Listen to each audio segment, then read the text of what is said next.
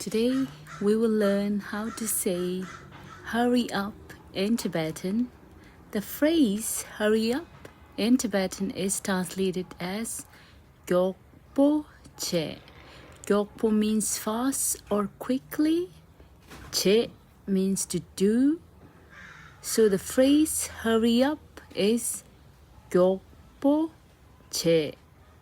gonpo che. If you want to say do it quickly, you can use gonpo che. You can be like, I'm waiting, do it quickly. gonpo che.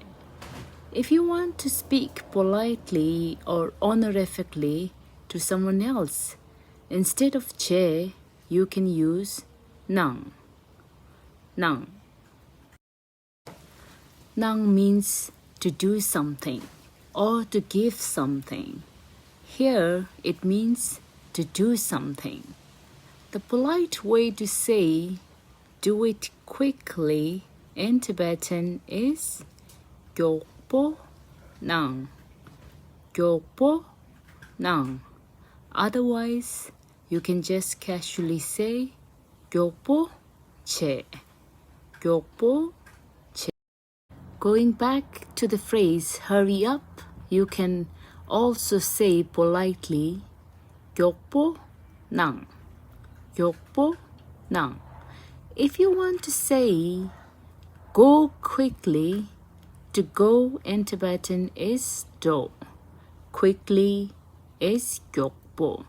So to go quickly is gonpo do.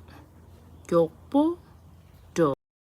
But if you want to politely say the same to the other person, instead of do, you can use pep.